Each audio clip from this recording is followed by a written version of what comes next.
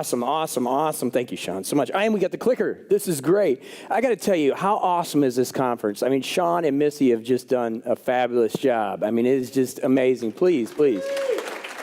I do a lot of conferences, and it's just pro. You guys are rocking it, and I mean, it's just a great experience, and I think it's awesome for everybody, so it's a pleasure to be here. I'm going to really, hopefully, get you inspired to do some different things. I'm going to kind of show you my business model, some things that I do different than I think most people in the world today, and I think it can really help you take some of these concepts and use these concepts to get yourself kind of motivated and charged to go out there and do some new things. I know you guys are watching Lude. Is it Lude? Did I say it right? Luda last night. So I got to try to bring the energy a little bit because I know there were some late nights out there. But I'm going to bring the energy and I'm going to try to give you some good ideas. So what I want to cover today to get you there is some ideas on the importance of establishing one channel of communication. As a business and specifically as an individual, a lot of things I'm going to teach you today have to do with you being an individual and getting a message out or growing your message. And I think you'll see why as we get into this. How to create daily content. I do a ton of that. My systems for producing content, which I think will help. Monetization strategies, which I think we all want to know, right? We all want to learn how to monetize and make more money. And finally, we're going to talk about some motivation to get your message out there. And that's what I really, really want to help you do. So let's start off with a little bit of me. I'll tell you, and there's a reason for this. I want to tell you a little bit about my story. And if you look at this picture was taken in, let me see here, I think it was 6/11/2001. So we all know that. We're in New York. That was a tough year, right? 2001, we had a lot of tragedy, a lot of things going on. And that was how many years ago? 2001, 17? 16? 16. Never do math from stage. 16 years. And it's amazing how fast time goes. Doesn't that just seem like yesterday? It's crazy, right? Well, this was me in 2001, and I thought that I was going to be a bestseller. Like, this was the deal. I was going to go out and sell a lot of books. I came home. I went to a meeting and said, you know, it was actually a speaker's meeting, and I had my dream, and I went and told my roommate at the time, and I'll never forget, I came home to Ed, and I said, Ed, I figured out what I'm going to do. I'm going to be a bestseller.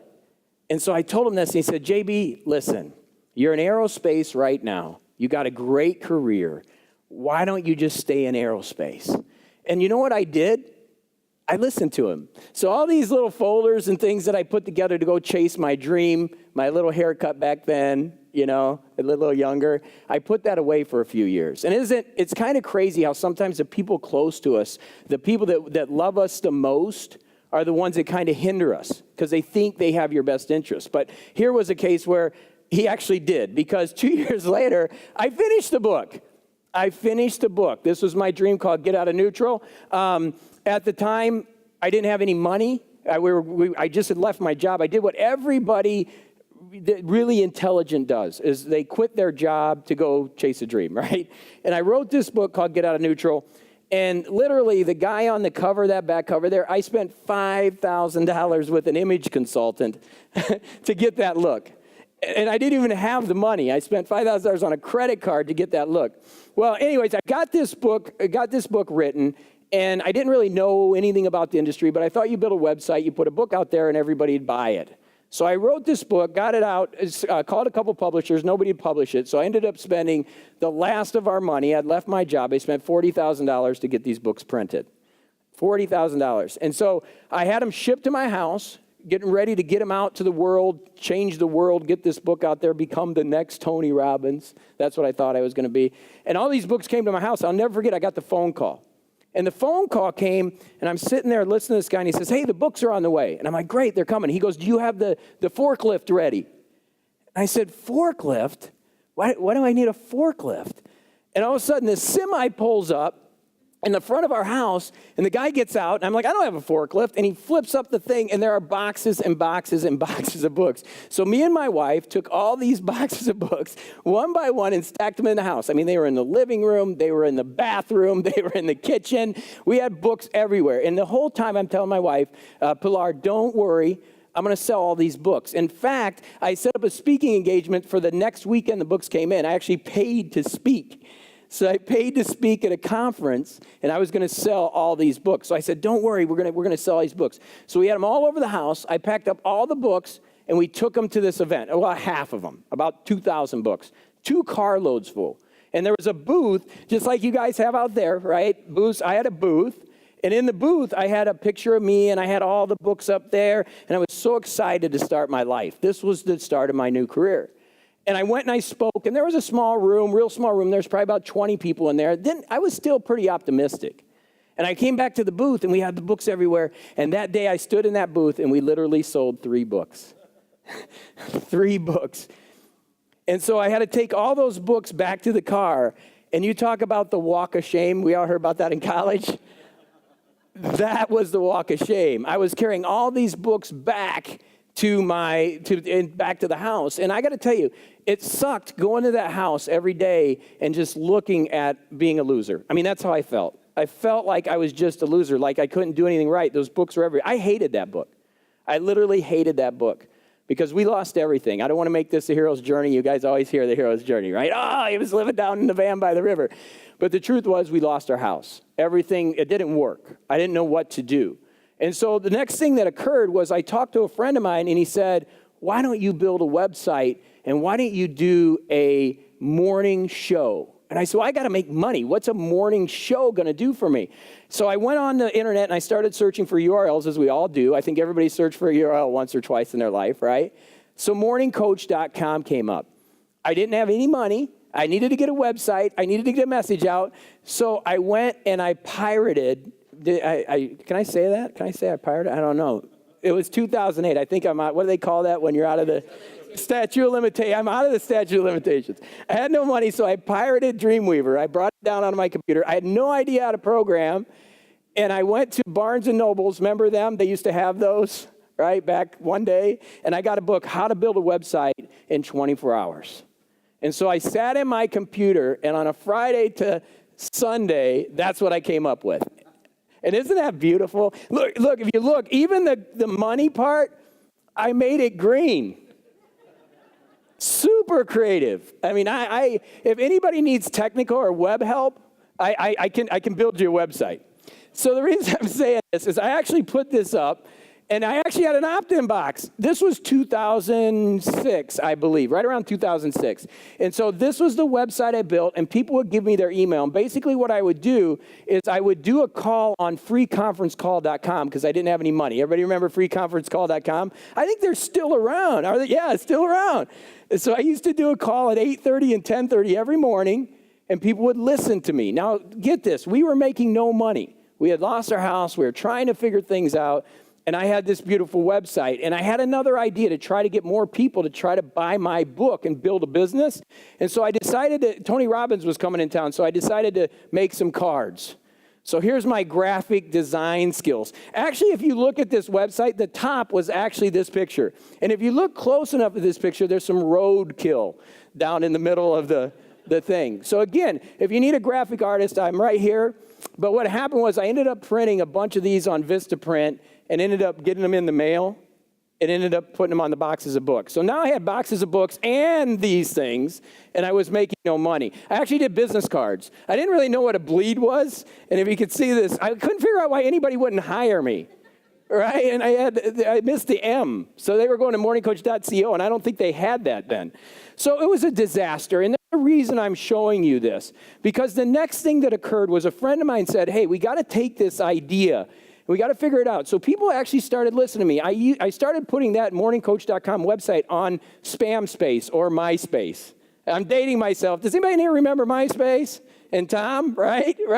Okay, so I started putting that on there, and people started listening, but then freeconferencecall.com crashed because more than 100 people were getting on the call. And I don't know if you guys know that. You got to buy bridge lines then. I had no money. So what am I going to do? I can't pay any more bridge lines. People are complaining. They can't listen to me. Though I'm selling a few books, my business is failing again. I'm failing again. And so a buddy said, well, there's this new thing called podcasting. And I said, podcasting? I can't even type. I just figured out how to do a website. I don't know how to do any of this. But I started to do it. I said, okay, well, we'll figure it out. I'm doing the call. Just record it. So you guys, does everybody know podcasting now? Okay, I started in 2006, right? Podcasting's kind of killing. You had a great guys are on it, right? But when I did it, the equipment was really old. So literally, I would do the phone. I did it ghetto. I'd take the phone like this, and I'd put the microphone right here, and I'd say, "Good morning, everybody. Welcome to Morning Coach." And I would do it like that, and I record the podcast like that, and then I put it up on iTunes. It was great. People were starting to listen, but then I started getting emails coming into me. And I'm like, what's going on now? I didn't know how to put a fronter in. I didn't know how to edit. What happened was, as I was recording that, you could hear people in the back of the line. So the other people on the line, you could hear them.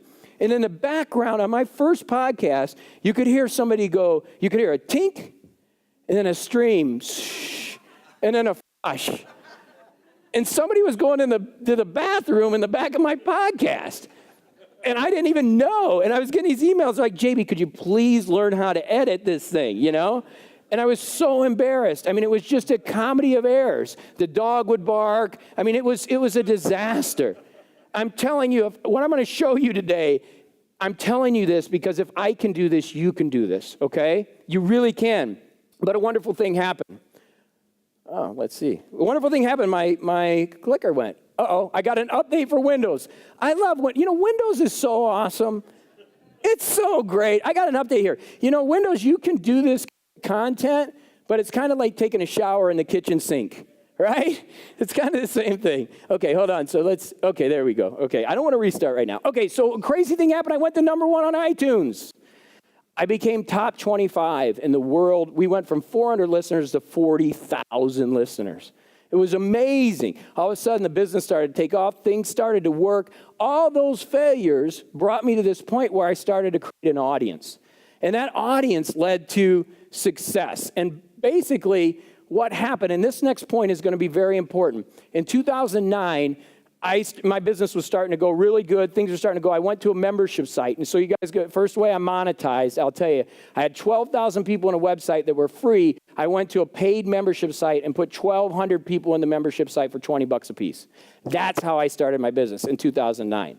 And it led to so many things. I signed with Hay House. I now have a house in Colombia, a couple houses in Colombia. But this letter is the most important one. And this is actually just a JPEG, guys. This isn't the real letter, but just bear with me. But I got this letter, and I want every marketer in here to take this home right now, because this is the $1 million lesson, okay? So I get this letter in the mail from one of my listeners, and I'm reading it, and it starts off by saying, this is a woman who says, hey, I just want to tell you how my life is. She goes, I married this guy from Europe. He was awesome. Things were amazing. We moved to Europe. We had a couple kids. Things were awesome. And I'm reading this going, that's super cool. I think that's cool. It's great to get that fan mail. And I'm reading, I flipped the page, and she said, then he started drinking a little excessive, and he became abusive. And I started to get a little nervous. I'm like, that's pretty deep stuff, right? And she goes, I found you because I used to go in the closet. He would beat on me, and I'd go in the closet, but I stayed with him for the kids, and I needed something positive, so I listened to you. And I listen to you every day, and I turn the page, and I'm going, man, I hope my stuff works, because this is deep, And I turn the page, and she says, and then, you talked about strength, and I stayed for the kids. I wanted to be there for the kids, but then he started abusing the kids. And I'm going, man, this is tough. And I turn the page, and she goes, you talked about strength, and I took the money that I could out of the bank account.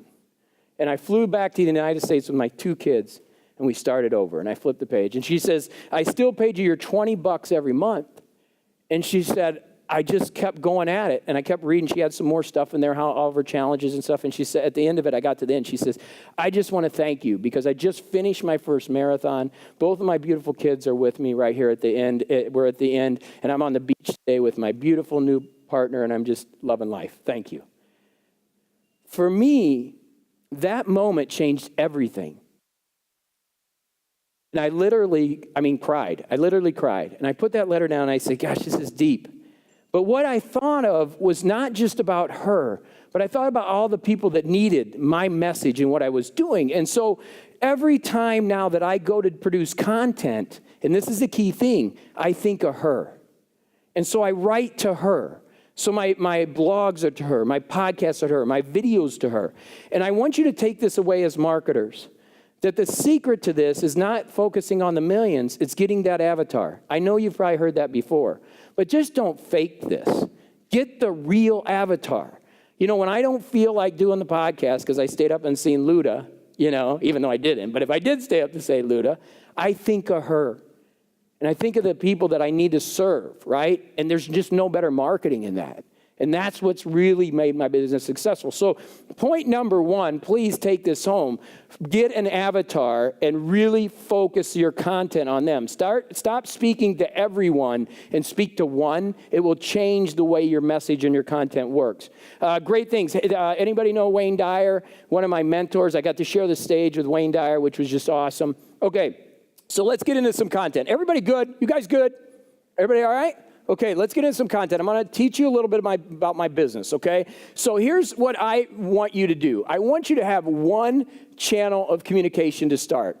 And I think the issue we have today is people are trying to do YouTube, they're trying to do Twitter, they're trying to do Facebook, they're trying to get one working, right? Get one working. Get your tribe, get your community, get them to understand your message. And if you're sitting there thinking, I can't do this, like JB's got energy or I've got something special. I don't. I'm from Indiana, town of 30,000 people. I had a Bachelor of General Studies degree. Okay, they basically, when I was 25, they just kicked me out of college. They wanted me out. They said, here's your piece of paper. Everyone in here, there's billions of people. All of you can put a message together and connect with others. But you got to get clear about your message and clear about your avatar. It's so important. Okay, so pick one channel of communication, whatever it's going to be. I like to call email on list because they've given me the opportunity to email them. I sat in a great session. There was a session from, I think, direct response on email communication. We're trying to do so many things. Why not get great at one? Right? Why not get great at one? Understand the way you do it, or video, or even text messages, which are getting big today. Get that one channel of communication. Why did I choose podcasting? Why did I choose podcasting? Because it's an easy way to get to your people. You know, Napoleon once said, I'd rather have a lazy general than a smart general. And the reason he said that is because the lazy general would figure out the back ways and get it done easy, where the smart general kind of overthinks things too much. And I think we are all smart. Look, you're attending a conference, you invested in a conference, you are intelligent. I'm going to tell you that right now. Most people on a Tuesday morning or afternoon, whatever we consider this is, wherever you're at from around the world, are not here. And first of all, that just puts you above 95% of the world because you're investing in yourself. You're my type of people, right? Whether you're working with somebody or you're an entrepreneur, you're here. That's awesome. Hey, give yourself a hand for that. I mean, it's great. Seriously. That's awesome. But I chose daily podcasting because it was easy and a quick, fast method for me to connect to other people, right? So you can get in their ears. So I'm not saying you have to pick podcasting. I'm just telling you and begging you to pick a channel of communication, okay? I chose it because it's easy. What about audio versus video? We were just talking to video with Peter back there. We were talking about video, right? The only issue I have with video, and I got some of my stuff and I'll talk about some of my equipment, is it takes time. You're asking somebody to commit time to watch you. And it's really challenging to grab them, and it's actually a prejudiced medium. Because I normally have long hair. I cut it off for the summer because it's hot on the golf course. And I normally have long hair. And somebody could look at you and go, oh, that's just some surfer dude. I don't want to listen to him. But when they hear me in audio, that medium works, right? So video, you got to be a little cautious because it takes time. And there's this guy out there, Casey Neistat from New York, right? Most of you have seen his stuff, who has taken this to another level that's making us regular people really hard to put a message out to find new people, okay? So you got to pick a medium that's going to work for you, that you enjoy, and I think video can be challenging. So I'm not dissuading you from video. I just want to tell you video is a tremendous commitment, and it's a tremendous commitment from your audience because they got to watch you. I know a lot of people listen to video while it's going, but it's still that commitment. Where podcasting, they can take it with them. Just to think about that, okay? Systems. Let's get into system. So I want to talk to you a little bit about what I use in case you want to know, all right? So GarageBand, and there's a mic by Apogee for Apple. It's called a mic. It's just a $200 mic. I built my entire business on that. Right? I now got the Shure SM7B and all this fancy stuff, but you don't need that. I see a lot of people teaching content development, and they overcomplicate it. You know, oh, you got to get the GH5, you got to have the GoPro, you got to shoot the drone video. I guess with video now with Casey, what he's doing, he's kind of making that happen. But with audio, you can use GarageBand or Audacity and a microphone and get going. You know, you've probably all heard of Pat Flynn. He puts out amazing videos on how to do this. Everybody can do this pretty quickly, but even Pat, I think, complicates it sometimes with files and stuff. Just get a computer, start getting your message out, if podcasting is what you choose. For writing, I write with Hay House, I write books. I believe in having a good writing software. There's Scrivener, that I think is a little complicated, and Ulysses. It makes the screen go blank, and I can concentrate on it. Another great system to be able to produce a lot of content. Obviously, WordPress, we know that. Again, my cameras, Panasonic GH5, Sony GoPros, that's what I use. And I use mostly for courses because my YouTube channel sucks. It's just true. I'm just going to tell you. I wish it was better, but it's not that great. So my courses, I produce a lot of video content. And I'm an Apple guy. Apple MacBook, Apple. Like I said, you can use a PC for content development, but it's kind of like taking a shower in a kitchen sink, right? It's not the same. Apple's really done a good job, even though it's changing. I have to tell you, that's changing a little bit over the years. PC's catching up in content production-wise. Okay, content schedule. How do I do 3,000, have I done 3,000 podcasts, a podcast every day, 365 days a year? How do I do the content? How do I do it in 20 minutes? Because that's what I'm done. I'm kind of famous for being done at 9:30 in the morning and not having to work anymore. The reason I can do that is because I've developed a clean content schedule. And again, you guys are super intelligent. I know you know a lot of this, but I want to give it to you anyways. I want to give you mine. So what I do is I develop 12 monthly topics, okay? 12 monthly topics. So I know every month there's a topic that's going to be a general topic. Then I have 52 weekly topics, okay? So 12 monthly topics, 52 weekly topics. Then what I do is I have daily. So I have Monday organization, Tuesday personal development, Wednesday metaphysics, Thursday book study, Friday money and abundance, Saturday tools, and Sunday is spiritual. So what I do is I take those monthly topics, break them up into weekly, and then I know that weekly topic, like we're doing right now, self-confidence. So this week, I'm just doing self-confidence on Monday with organization, a personal development day. On Tuesday, self-confidence. So today was self-confident tips. Wednesday is metaphysics. Tomorrow I'll do something with self-confidence and metaphysics. Thursday is book study or business. Friday. And I take that topic and then I know it. So next year at this time, what day is it? I've lost the days. Somebody give me a day. August 1st. Thank you. It's August 1st. Hey, it's the start of the month. That's great. August 1st, I will be doing self-confidence and I will be doing whatever day that falls under, which will be brand new content because it's a new year, I've got new experiences, and I'm able to bring that content in, okay? So it's a very simple way for you to create a content calendar, and I just put it on Word, in order for you to have what you need to make that day, okay? And it works really easy, and it works amazingly well, and it makes current. The other key thing to this is the story list. The story list is one of the most important things that you can do. As a writer and as a content developer and as a human being, this is very important. You know, I studied Joseph Campbell, and we wouldn't have Star Wars if it wasn't for Joseph Campbell because George Lucas studied Joseph Campbell. And the whole concept today is that we learn through story. That's how we learn. That's in our DNA. So to become a better communicator, we want to become better storytellers. And the way we become better storytellers is you have your stories. You create your stories, and every day there's stories happening. I'm a speaker, speak on all different topics. It's what I do. I'm a podcaster, podcast on all different topics. I need material, and I can't use somebody else's material. I have to use mine. So what do I have? A story list. Evernote, Notability. I use Notability. You could use Evernote. Keep that story list. So you've got a content schedule, and then you have a story list. So now you've got this well of content that you can pull from when you need it.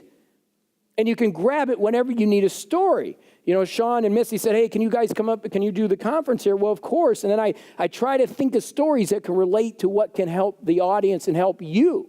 Right? That's what I'm doing. So I pull within the story list. And so whenever I do something net-based or internet, I tell my story as a failure because I want you to relate to that. That's what I want you to do, okay? So the story list. Another really big concept here that's really, really, really important.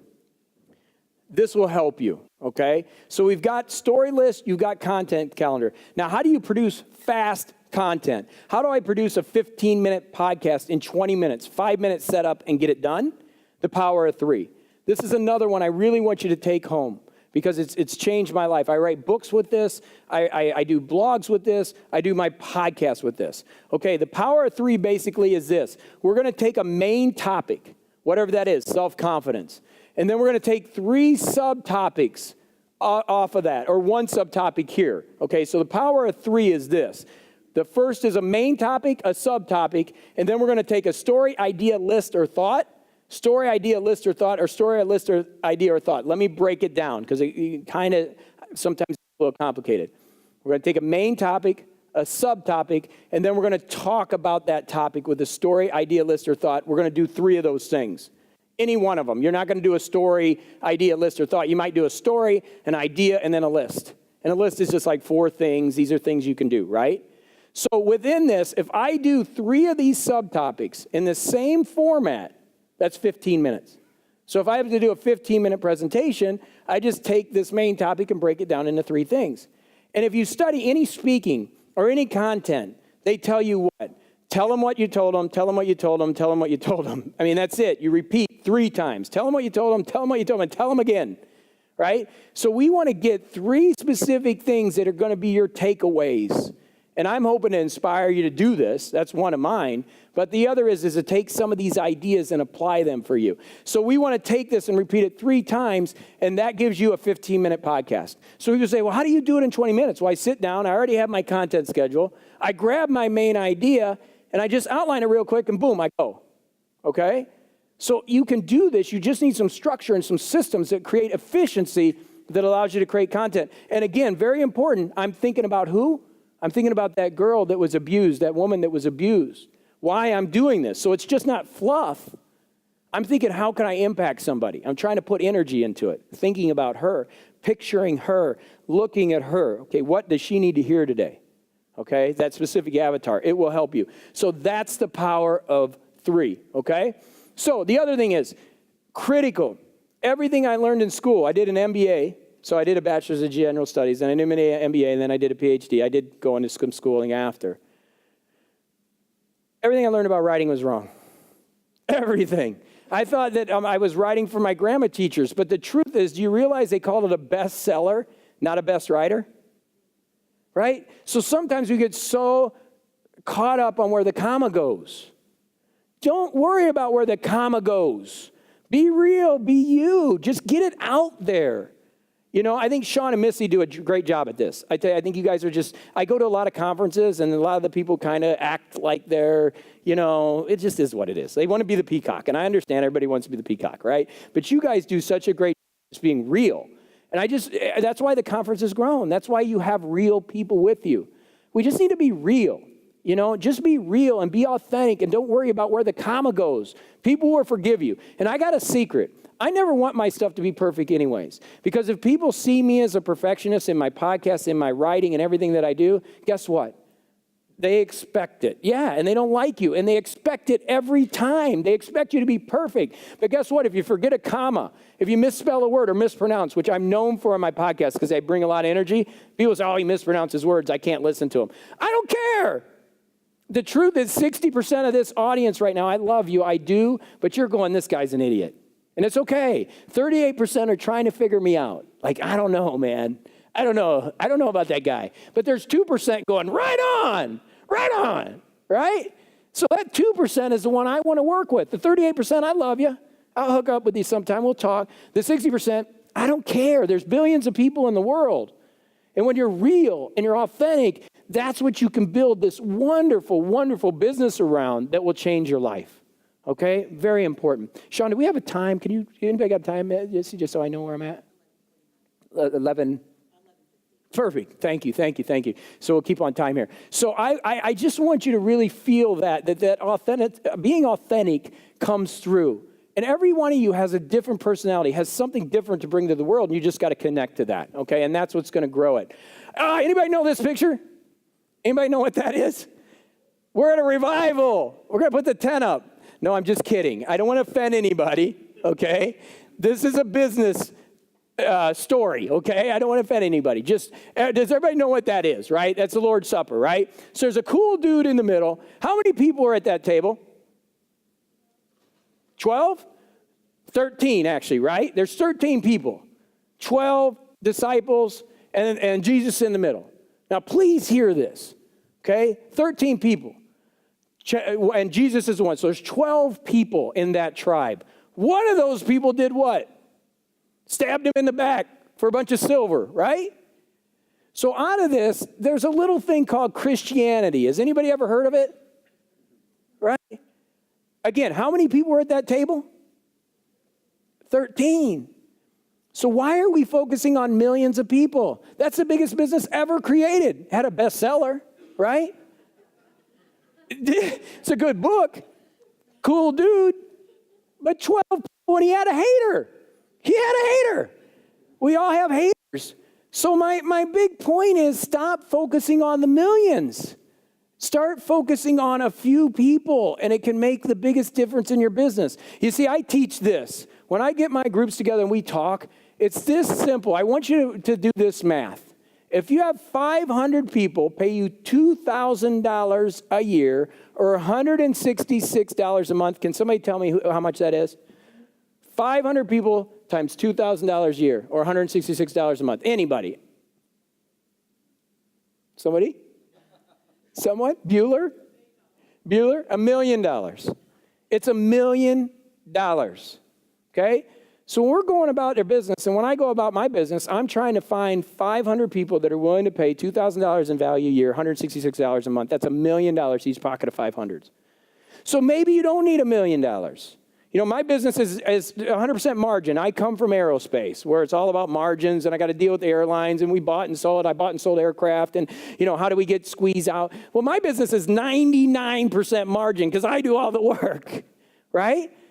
So it's pretty simple. If you have 250 people that are spending $166 or equivalent in a month in value of something that you can provide for them, that's $500,000.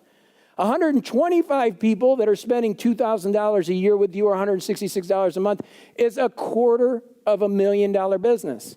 If you did that at over 5 years, and 125 divided by 5 is what, 30 people a year? And you built real relationships where you cared for people and you did it over 5 years, you could have $250,000 business. Anybody here would like $250,000 business? Or would like to add that? How about $500,000? Just add $500,000. All you have to do is connect and build the business the right way, and it's there for you. So we just got to connect. The numbers get skewed. I know I go out to the Bay all the time, and I actually coach some people. I coach CEOs, and I coach one guy that all we talk about is venture capital. I need to give VC money. I need to give VC money. And I'm like, well, what kind of life do you want? What do you want to do? Why do you need VC money? Why do you guys spend all that time growing it? What do you really want in your life? You know, what's an extra $100,000 a year going to do? What's an extra $200,000? Is it going to add a bedroom to your house? Are you going to get to travel a little bit more? The key is developing a lifestyle around what you want to attain and then building your business around that by caring about people. And hey, if you want to build a $100 million business, I'm coaching one person right now. It's $36 million. We're going to $100 million. It's cool. I'm cool with that. But also understand lifestyle. We're trying to figure out distribution for them right now because this is an online business. And we're seeing if we're going to go into the distribution game because it's going to change his life. Walmart's looking at him. Now, if anybody understands working with distribution in Walmart, that changes the whole ball game, right? So our big thing right now as a CEO and me coaching him is like, do we want that lifestyle change? Do we want to ramp up staff? Do we want to make that happen? You two are a great example of building something. I think you had 40 people in the room. Well, how many people? 20 people in the first one, guys? 200. Okay, so it was small, 200 people. And now look, and now you sold. It's beautiful, that journey. But that's their dream. I know them, and that's just awesome what they do. They care about every single person that walks into this building. And that's why the business is successful. So my big thing, and another takeaway from you, as you're building, as you're working, as you're doing your things, what type of lifestyle are you building? Is it just a financially driven one? Are you really building things that are going to create a wonderful life for you? And that's what I think you are my people. This affiliate summit, I mean, you guys everybody gets this, right, at their core. I mean, they get that. That's why you're doing your business or working for the companies you're working for. but really get that lifestyle and stop focusing on the millions. Okay, some monetization strategies. I'll go through these fairly quickly because you guys know all these, but I just want to tell you some of the things that I do. So first of all, list relationships are so critical. This is what I teach: on list, off list. On list are people that give you to market to them, permission marketing. So it'd be an email or a text message. Okay, so if you get a text message, you say, hey, go ahead and send me a text message. That's on list. Off list is any of our social stuff. So as we focus on that one channel of communication, we build that off list relationship, ultimately looking to bring them on list. Technically, I'm starting to change my view on list a little bit, that I feel that on list can be anything with a notification. So if you get notified that you have produced content, so a blog technically is kind of off list, but could be on list if you notify them with an email. So my big thing is making sure you have something with a notification. It's really critical in your communication channel, that somebody at least knows that you put content. There's so much noise out there. That's why you got to care and you got to be different. You got to get that notification a little bit, get that notification out there. So list relationships are the first and most important thing, is build that solid tribe. That's so overused now, but I'm going to use it. Get to know your people, love them, build those avatars, and you can't lose. Courses. I personally love courses. I believe that the future of education is online. I think we're seeing that now, right? So there's no reason everybody in here couldn't develop something to help other people. People say, JB, I'm no expert. Well, let me use a martial arts analogy. You are an expert if you're a yellow belt. If anybody knows martial arts, it usually goes, and I may screw it up because I haven't been in it in a long time, but it's in a belt system. But it goes yellow belt, like blue belt, or green belt, blue belt, red belt, black belt, right? So everybody says, I got to be a black belt to make any money. I got to be a black belt. No, the yellow belt can actually help the white belt. And sometimes they're the better expert because the yellow belt just takes them to the next level. So personally, I believe the future of online education is courses, and everybody can create something that can move people through. So if you think about this, over the years, if you're building value and you're building relationships and that people say, hey, I need help, what do? You solve their problem. Very simple for me. I ask my people every once in a while, I say, hey, if you had 5 minutes to sit down with me with a cup of coffee or tea, what would you ask me? And they send back their answers. And then I look at all those answers and I say, okay, this is a course I need to build. So it's basically the same thing as a consulting question. What is your problem? Somebody says, I got this and this and this. They're going to tell you your problems. You say, whoa, man, you have problems, right? What's it worth to you if I solve you that problem? That's simple. And they tell you it's worth this much. Okay, let's go to work. Same thing here. You can develop courses by solving people's problems. I believe this is the future. It's online. It's simple. It's fast. And it works. Specifically, you're building tribes. Membership sites. Told you I put 1,200 people in a membership site. This is what got me going, $20 a month. I'm now $30 a month. I'm shifting to more of a course model, but I still have 650 people in a membership site spending $30 a month with me. They get the courses, right? The only problem I have with memberships is they're sexy on the outside. They're sexy. Everybody can do it. Let's put 100 people in a course paying $1,000 a month. But then when you get into it, you start getting some numbers, the attrition and people leaving and the credit card issues. I just caution you with this one that you really need to have a well-developed tribe before you jump into building membership sites, specifically paid. Okay, make sure you've got great relationships until you build that continuity. Believe me, I love residual income. My membership site pays my bills. So all the other fun stuff I get to do comes, from speaking and coaching and all that other stuff. That's all fun money, right? Investment money. But membership sites are tough, but they can work if you have a great, great, great relationship with people. Product pyramid is something I teach, and you guys, I just don't like hearing about funnels. Funnels. I don't, it's just like, I don't want to be in a funnel, right? I don't think any human being wants to be in a funnel. But the truth is that there is an ascension of everything. This has been around forever. And basically an ascension means you're taking somebody along the way teaching. There's two ideas here. One is you start with a free product. We all know this, but I'm going to just rehash it. And you take them up the levels and go to the next one. The other type of product pyramid is to flip it over upside down and just have $1 million product, right? But it does work, and we bring people through the process. I just think it's getting it played out a little too much. If you don't care about the people and don't solve their problems, your business isn't going to work. So make sure that you're just not buying into systems, into all these systems without a game plan. I love systems. I've used them all. Entrepreneur, Active Campaign, all of those things. It's not about the systems. It's about the connection, right? So if you can connect, then the systems will work for you. Don't get caught up in the systems. But the product pyramid works, okay? It's another monetization strategy. Events and masterminds. I love events and masterminds. Again, I'm speaking to you. You're here. I'm preaching to the choir. There's nothing better than events.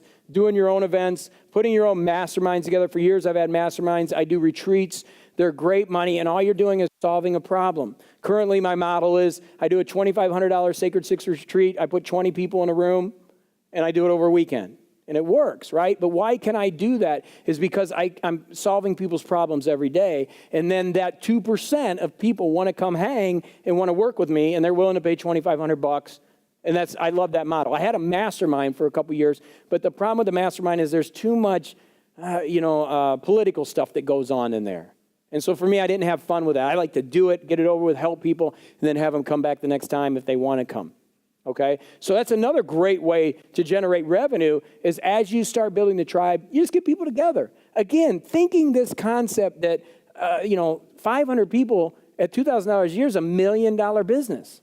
Anybody can do that, okay? Sponsors. Obviously, this is a great one. We have sponsors in here, and we all appreciate our sponsors. Everybody appreciates the people that help bring the money to grow things and bring people together.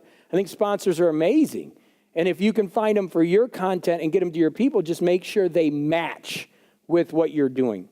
That's the key thing. Make sure it's a win-win. A lot of times, again, in my space, in the podcasting space, it's like, oh, let's just get a sponsor and throw it at our audience. We need the money. No, make sure it matches your audience because it can really throw off your audience. And if it does, let your audience know, hey, I've got a sponsor coming on. Let's support them. Let's make this a win-win. You guys do a great job at that. I think it's awesome. So another key that I want you to take away from this is when I started this business, this was me. I swear to God I wasn't on heroin. I swear. There are no tracks in my arms. That was at Blog World. Jay Berkowitz was there. Jay, do you remember that guy? I don't know. That's crazy. That was the famous Tim Ferriss day, actually. That's how I look. That's why Tim Ferriss never talked to me again, right? So when I started in my business, I had lost a lot of weight. I stressed out. We lost a lot of money, and it was really ugly. It was really ugly. And I started to train, and I met an ex-Israeli Special Forces guy, and I started to train. Now, I'm not telling you that you have to get crazy and you have to become a fitness person. But I'm going to tell you that my business tremendously changed when I started getting in shape. And I'm not here to tell you about health, but I believe there's a direct correlation. You don't have to go be a supermodel or anything, but there's a direct correlation to your wealth and your business and your health. I mean, all the stuff that I've taught you today, you go out and you build a great community and you start to monetize it and your health fails you, it doesn't matter. So please make a dedication to that. You don't want to look like that. Okay, that guy looks like he was on a milk carton. And I probably was, but it was an ugly time in my life. And my business grew when I started to hit it hard. And it changed everything for me. So I'd like you to do that too. Okay? So you can always do more. That's the main thing. I mean, I beg you and plead that you get out there and that you get your message out there. Figure out a way to build your tribe and just stop focusing on 1 million people. You know, get that avatar. Think of that woman. Like, think about a woman or a man that you have and visualize them as you produce your content. Connect with them in your favorite way, whether it's email, whether it's Facebook, or a little bit of the combination. But don't get so scattered that you're doing Facebook over here and Twitter over here and Snapchat. I don't even know what Snapchat is. I tried that and I can't. I'm like, I can't do it. I don't even know how to turn it on. You know, it's like, I haven't figured it out, but obviously how many billions of people have figured it out, right? But find your medium. Instagram's getting hot. Find what you like, and then all you have to do is solve problems for those key people, right? Then take care of yourself, love yourself a little bit, stay motivated, stay positive, and the world's going to work for you. But you got to have patience. It doesn't happen overnight, and connecting with people doesn't happen overnight. But it will happen for you if you just get these concepts. Stop focusing on so many people and remember that Last Supper, okay? So thank you so much, guys. I appreciate it. Sean and Misty, thank you so much for having me. Such a great conference. I can answer some questions if we got time. Sean, do you want to take some questions or are we good? If you guys, anybody want to ask any questions? Anybody got any questions on monetization or anything? Anything? Anybody got anything? We got a microphone out there. If we're cool, if everybody's good. Anything at all? Guys, got some real experts in here. I went to your SEO thing. That was awesome. Thank you for that. That was great. Jay. Do the math on when you went from free podcast to paid podcast. Oh, okay. Yeah, so I went from free to paid. Jay had a great question. So Jay is asking, what was the math when I went free to paid? Thank you, Jay. It's a great question. So I was free in 2009, and we had developed about 40,000 daily downloads. And I was putting that out there every day, and I'd put 12,000 people in a membership site that they weren't paying. And I went paid one day. Actually, the story is my German Shepherd passed away. It was like 16 years old, and I just was devastated. We weren't making any money, and it was just a life-changing day for me. And the next day, I said, I'm going paid. So I told everybody, I'm going paid. It's going to be $20 a month. And on that day, 10% of them came with me. 10%. But I got some of the worst reviews in my life. I have 44 reviews still on iTunes of people that said how much of a jerk I was. Can I swear? Okay, how much of an asshole I was because I'd listened to you for 2 years for free and now you're trying to make a living. It devastated me, It really sucked. It's like, I was like, man, I gave you content every day for 2 years and you can't pay $20 a month. I actually literally got an email, one guy wanted to kill me.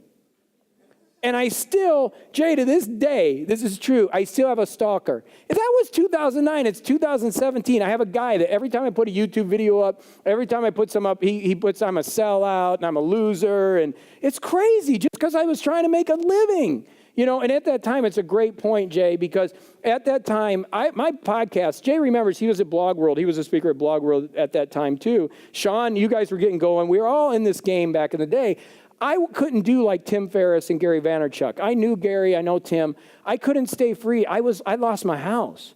I had to do something, and that's why I went paid. I could imagine where my business would have been if I could have stayed free. But Tim had his brain in it quickened, so he was able to do the things he did. And Gary had the wine thing, and my thing was great on the podcasting world, 40,000 people. But I couldn't keep growing because I wasn't making any money back then. So I went to that paid thing, and 10% of the people came with me. I don't know if it's viable anymore. I only know of one other person does a paid podcast in the world, unless somebody else knows. Does anybody else know anybody? I don't know anybody else does a paid podcast. So I don't know if that model of, I think now, and where I'm going is, because in 2009 there were not sponsors. Now they're sponsors. People are understanding that, man, if I can get to 40,000 people in their ears, instead of doing radio or TV, this is a great place to be. Sponsors are coming to me now, but then they were like, I'll give you $250. Like they just weren't existent back then. So I think the model now, build your audience, but I think, and it's again a great question, Jay, I think build your audience and monetize in the ways that I'm talking about, like with courses, coaching. Service is always first, guys. Service always first before internet. People are going to want your time. So build with service and then start building your courses and stuff, and then look for sponsors. And then look for sponsors, because I think sometimes people come out of the gate looking for sponsors and they're not big enough yet, and it's not a win-win for both people. Build your tribe and then the sponsors will come. Great question, Jay. Thank you. 10%. 10%. Any other, you got a question back there? Where do I recommend, one second, let me jump down. Posting your courses when you do your courses? Okay, so what I recommend as far as posting, okay, the question is, where do you recommend posting your courses? Okay, so there's a couple places that it's where that one channel of communication is going. Okay, it's getting that course to those people. So let me just break this down. I'll give you guys a little bit more. So what I do when I launch a course is I talk to my people and I start off by saying, if you had if you had 5 minutes for a cup of coffee or tea, what would you ask me? Okay, so I ask them that. And a survey, or I'll actually call them. I actually call my people still today, right? They give me their answers, and on the survey I put a phone number, because the people that give me their phone number think I'm going to call them, so I waited even more. Right? So I know those people are interested. Then I resurvey with the main topics out of it, and I understand that these are the three most important things. Like the last course was Awaken Action, how to end procrastination, stay focused, and create habits that last a lifetime. Because people wanted focus, habits, and whatever the last one was, right? So I put that course together, and then I sent it back to them using their language that they asked me in the survey. So I didn't post it anywhere. I sent it to my people, the same exact question. So it's a great question, but you're just going to put it where your people are. And the key thing is to communicate. One other real important thing with that, never build your course before you sell it. I've done that a million times, and the course hasn't sold, and I'm like, man, I just spent 2 months doing videos, and I didn't, So maybe do the first week, but never do more than that, okay? Please, build it, sell it, and then build it. But where you post it, it has to do with that one channel of communication, and create the dialogue before you launch the course, okay? I am a big believer in opening and closing courses. I think people need the sense of urgency. If they think it's going to be there, it's kind of like going in a car dealer and they put you in the car and you love it and you leave. They know you're not coming back. You need to have some close. And I'm not marketers ruin everything. We're all marketers, right? But at the end of the day, you need some sense of urgency. So either close it on a price or close it on a time deadline, right? And that will work for you. But wherever you're doing that one channel, Twitter, podcast, whatever, that's where you work it. And then obviously email is still the best communication. For years, they've been telling us email is going to die, but it hasn't yet. So it's great. Great question. Thank you. Yeah, go ahead. Great question. Right now, I'm back to one man. I had 5 people, and I actually got 2 outsourced people. I have one for customer service, but she's been in Australia for a month and a half. And she's awesome, but she's been gone. And then I have somebody who does my tech stuff. But I've gone to systems now. For years, I've built, over the past 10 years, I've spent about $750,000 on technology. I'm done with it. I'm using systems that are out there. In disclosure, I'm using Kajabi and Lipsum. Those are my two main systems. So I just keep it simple. I think you can build a lot alone, but I'm a nerd. And I love this stuff. So I can produce content in my sleep because I've been doing it for so long. But I just think one of the problems we have is that a lot of times it's like, let's hire someone. I think you need to know it before you hire them, and a lot of times you don't need them. I like to keep that pile of money over here, And I had 5 people, and I'm the type of person, I'm a horrible manager. When I was in corporate, I used to manage a company, and I'd be like, what do you want to do? And I had one girl say, I want to write a book. She was in customer service. I'm like, well, what the hell are you doing here? Go write your book. I mean, I'm a horrible manager, right? And so I try to keep everything systematized as much as possible and work within systems. Great question. Thank you. So I am a one-man show pretty much. Yes, please.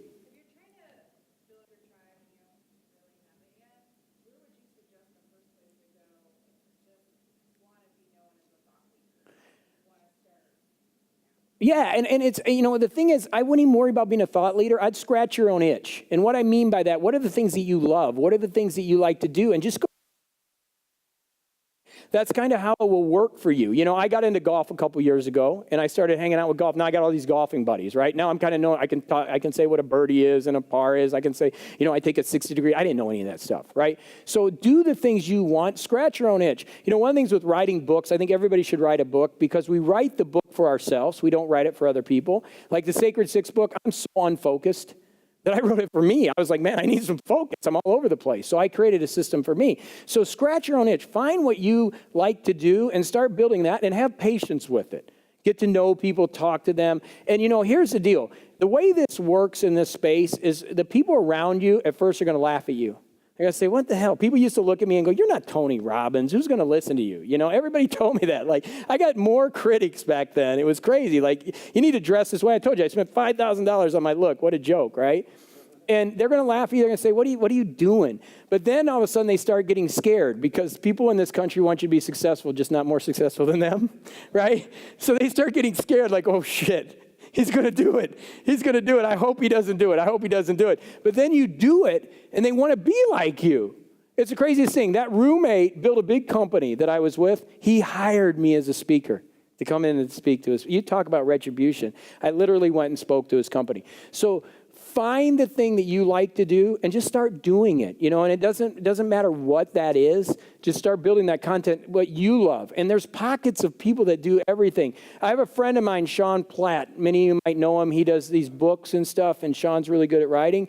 And he told me that there's a segment in Amazon for everything, that there's actually a segment in Amazon for dinosaur porn. And I was like, what? He's like, yeah, people buy dinosaur porn. So, there's people writing books on dinosaur porn. So I'm like, that's insane, but they are. So there's pockets of people everywhere. I was complimenting this building and the way they put the conference together because I like how there's little places everywhere where people can gather. That's kind of how you want to build your business. And think of the Last Supper, right? So if you find those brand advocates who say, man, you're awesome. What's your name? What is your name? Sarah. Sarah is so cool. She's teaching me this. She's going to tell somebody else. I was at lunch the other day, and I think it was David came up to me and said, man, I've been following you for 10 years. My marriage counselor told me about you. I'm like, what? Your marriage counselor told me about me? Yeah, 10 years. He from Tech. What a cool guy. It was just an awesome story. So that's what happens is people start telling you and connecting with you, right? Because you're solving their problems. So find your passion, And guys, I would follow me, and I'm not telling you to follow me for social media stuff. I'm just saying, if you like this stuff and want to do it, follow me on Twitter. Steal my shit. I don't care. Steal what I do. Follow me and watch the technique because I stumble and bumble more than anybody.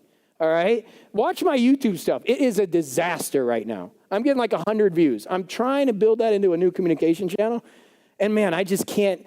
I'm like, it's like pulling teeth. I don't know if it's going to work. I'm going to give it a shot. Jay's been yelling at me to do it for years. In December last year, I did a daily vlog for 30 days. And I'm like, man, no way.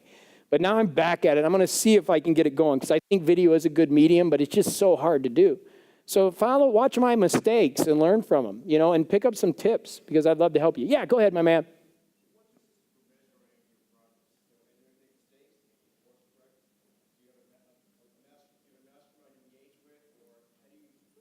Money.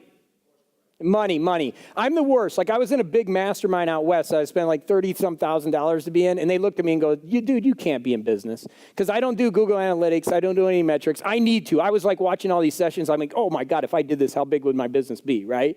But really, honestly, full disclosure, for me, it's how much money are we making and what is our return? I keep a spreadsheet every month that this is what's coming in. And I do it on the last Friday of the month. What's going to come in this month? And if it's not a good number, I need to do a course. I need to do something. I need to put something in. I need to launch a retreat so that number goes up. So my metrics is bottom line, not even top line. Because I was doing bigger events, and the bigger events were costing me a ton.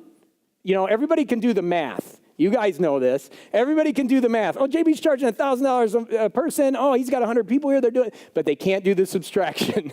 They don't know about all those costs that go into it, right? So I don't focus on top line. I focus on bottom line. I really think that's the only number that matters in a business like mine.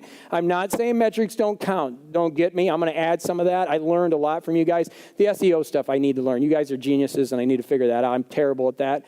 But I believe that first, it's money because you got to pay the bills. Then figure out your other metrics. And I personally would think real engagement would be my metric and who I'm in contact with, like real numbers, not just fake likes or how many Twitter followers, but how many real people are engaged. And to me, that would be how many people are opening my emails or how many people are actually clicking likes and communicating. That's important to me. And it's not important for my ego, even though it's nice sometimes to get that like. But it's really important to know that I'm engaging with people and the content works. Okay? Does that help? Great question. Okay, guys, any other questions? I really appreciate it, guys. I love you. I do. Anybody that takes the time to spend some time with me, I appreciate you, spending some time. Follow me at Morning Coach. If you need any more, I try to answer all my emails. I try to get to people, answer questions, whatever I can do.